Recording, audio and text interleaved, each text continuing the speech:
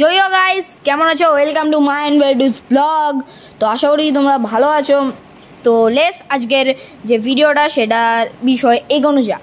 তো আজকে তোমাদেরকে আমি অনেক কিছুই এই শ্যুটটার ব্যাপারে বলতে চলেছি। সেটা তোমরা ভিডিওতে থেকেই শোনো, যে কথাগুলো বলবো সেগুলো মানে কিছু বলার নেই আসলে।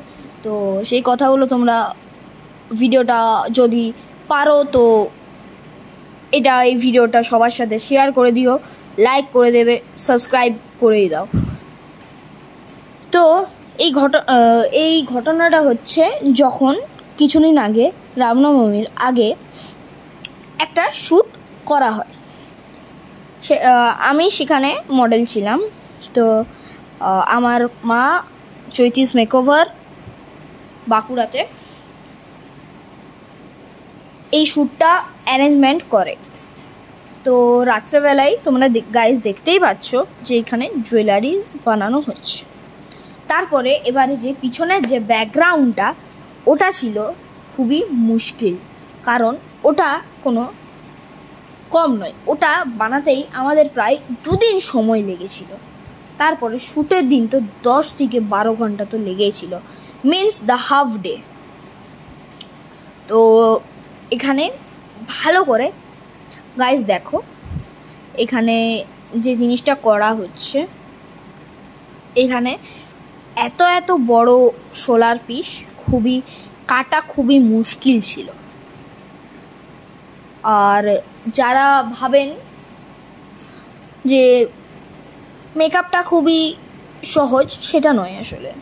এটা নিয়ে আমি আর কিছু বলতে চাই না। তো নেক্সট একটা যে কথাই আমি এই ভিডিওটা বানাচ্ছি, তার মেন কারণ হচ্ছে এই ভিডিওটা যখন আমি ছাড়ি ফেসবুকে, অনেকজন কিন্তু এটাতে ব্যাড কমেন্ট করে। কমেন্টটা হচ্ছে, বাচ্চাটার মুখটা কেমন না, যখন শুটিং হচ্ছিল ভালো লাগে না, ওকে জোর করে দাঁড় করে দিয়েছো নাকি, ও মেকআপটা এমন কি, তুমি তো গায়ে শুধু একটু কালি ইউজ করেছো, এটা এমন কি মেকআপের এমন ইউজ? নো গাইস, যারা এই ধারণাটা করছে তারা সম্পূর্ণ ভুল ধারণা। এই ধারণাটা যারা করছে এটা কিন্তু সত্যি একদম ভুল ধারণা, কারণ আমি এটা নিয়েও এগোবো। আর এই ভিডিওটা তোমরা বলবে এই ভিডিওটা আসতে এত লেট হলো কেন? তার কারণটা হচ্ছে, ফার্স্ট আমার এক্সাম চলছিল, তারপরে মায়েরও একটু শরীরটা খারাপ ছিল, তার জন্য আমি অতটা টাইম বুঝে উঠতে পারিনি যে এডিটিং যে একটা পার্সোনাল এডিটিং টাইম হয় না, সেটা বের করে উঠতে পারিনি। তখন ভাবলাম যে কি করব। তো আজকে একটু ফাঁকা ছিলাম, পড়ার অতটাও চাপ ছিল না, তো ভাবলাম যে এডিটিংটা করে নিয়ে যাক।